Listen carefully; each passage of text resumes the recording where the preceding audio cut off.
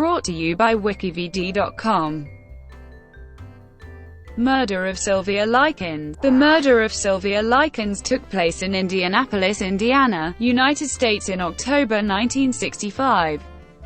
The 16-year-old Likens was tortured to death by Gertrude Baniszewski's children, and other young people from their neighborhood. Likens' parents, who were carnival workers, had left her and her sister, Jenny, in the care of the Baniszewski family 3 months before her death. The Likens' parents were paying Baniszewski $20 a week to care for the sisters Baniszewski, her daughter Paula, her son John, and 2 neighborhood youths, Hubbard and Richard Hobbs, were tried and convicted of torturing and murdering Likens. The case was described by the prosecutor in Baniszewski's trial as the most terrible crime ever committed in the state of Indiana. Gertrude Baniszewski.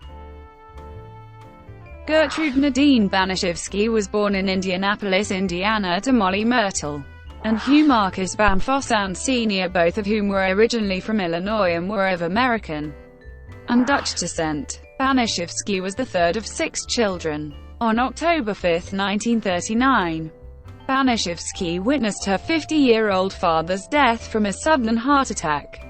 6 years later, she dropped out of school to marry 18-year-old John Stephan Baniszewski, who was originally from Youngsville, Pennsylvania, with whom she had 6 children. Although John Baniszewski had a volatile temper, the two stayed together for 10 more years before divorcing. Baniszewski, then 34, moved in with 18-year-old Dennis Lee Wright, who abused her. She had 1 child with Dennis Lee Wright Jr., but after his birth, Wright abandoned Gertrude.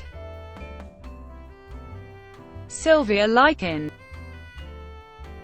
Sylvia Marie Likens was the 3rd child of carnival workers Lester Cecil Likens and his wife Elizabeth Frances Betty. She was born between 2 sets of fraternal twins, Diana and Danny, and Jenny and Benny.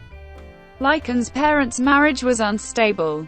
The family moved frequently, and the parents had financial difficulties. Likens and her sister Jenny were often boarded out or forced to live with relatives, such as their grandmother, so that their schoolwork would not suffer while their parents were on the road to earn money. Likens babysat and ironed, the same kind of work that was done by Gertrude Baniszewski. Likens' favorite rock group was the Beatles. During her early time with the Baniszewski family, she would sing with Baniszewski's daughter, Stephanie. In 1965, Sylvia and Jenny Likens were living with their mother, Betty, in Indianapolis, Indiana. During that time, Betty was arrested and jailed for shoplifting. Lester Likens, who had recently separated from his wife, arranged for his daughters to board with Gertrude Baniszewski, the mother of the girls' new friend Paula Baniszewski, and Paula's 6 siblings Stephanie, John, Marie, Shirley, James, and few months old Dennis Lee Wright Jr. Although the Baniszewskis were poor, Lester didn't pry into the condition of the house, and he encouraged Baniszewski to straighten his daughters out. Abuse and debt. Lester Likens agreed to pay Baniszewski $20 a week, but his payment was sometimes late.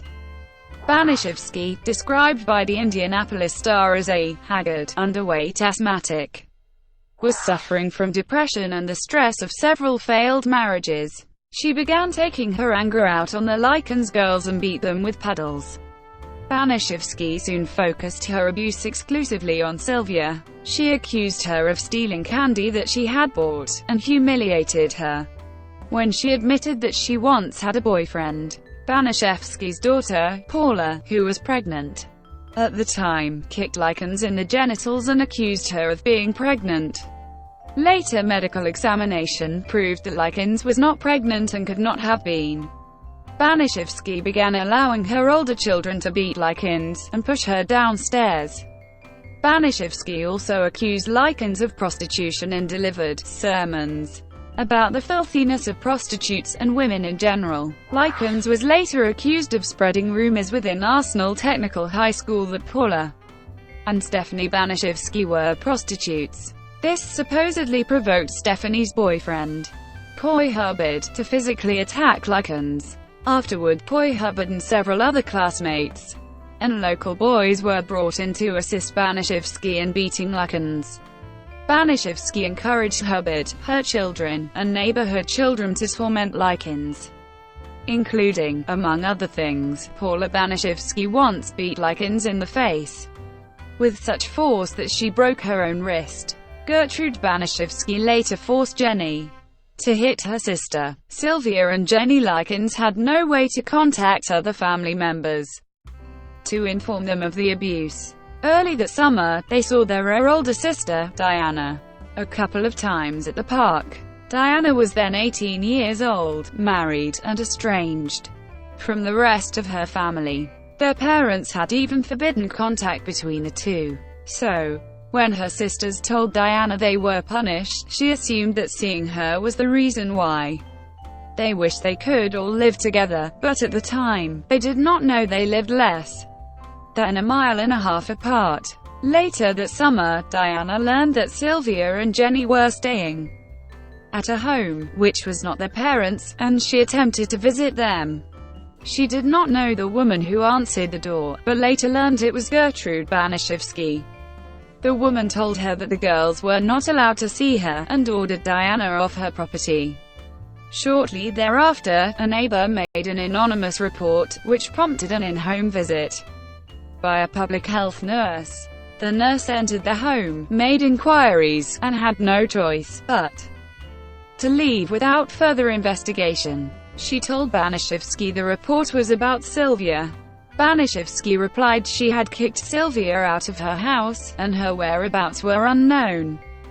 The nurse had no way of knowing that the subject of her inquiry was right below her in the basement. Baniszewski eventually forbade Likens to attend school after she had beaten the girl in an attempt to force her to confess to having stolen a gym suit from the school. Baniszewski would not buy a gym suit for her. Likens was often deprived of water. Jenny later speculated, during her court testimony, that Likens was unable to produce tears due to dehydration. When Likens became incontinent, Baniszewski locked her in the basement and began a bathing regime to cleanse Likens, involving dousing her with scalding water and rubbing salt into the burns.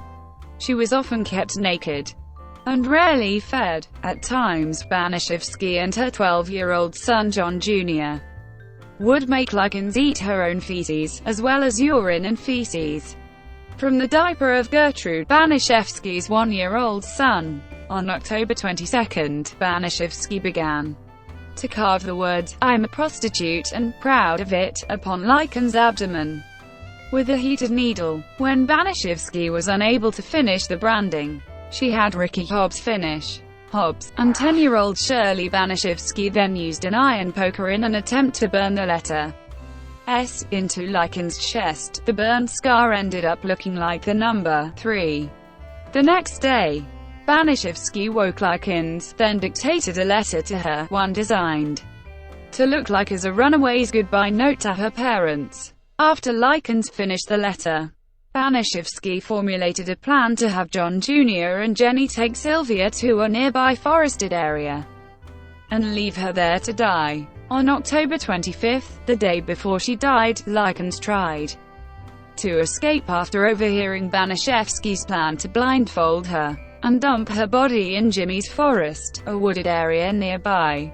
As she reached the front door, Baniszewski caught her and punished her by tying her up in the basement and giving her only crackers to eat. On October 26, after multiple beatings, burnings, and scalding baths, Likens died of a brain hemorrhage, shock, and malnutrition. She was 16 years old. When Stephanie Baniszewski and Richard Hobbs realized that Likens was not breathing, Stephanie tried to give her mouth-to-mouth resuscitation. When she realized that Likens was dead, Baniszewski sent Hobbs to call the police from a nearby payphone. When police arrived, Gertrude Baniszewski handed them the letter she had forced Likens to write a few days previously.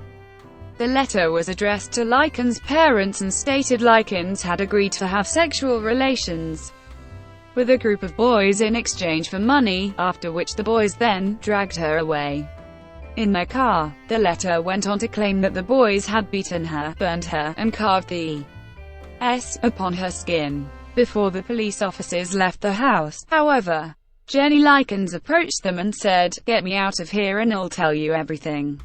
Her statement, combined with the discovery of Likens' body, prompted the officers to arrest Gertrude, Paula, Stephanie and John Baniszewski, Richard Hobbs, and Coy Hubbard for murder. Other neighborhood children present at the time, Mike Monroe, Randy Lepper, Darlene McGuire, Judy Duke, and Anna Cisco, were arrested for injury to person.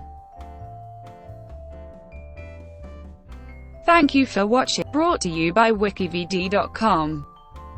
Please like and subscribe below.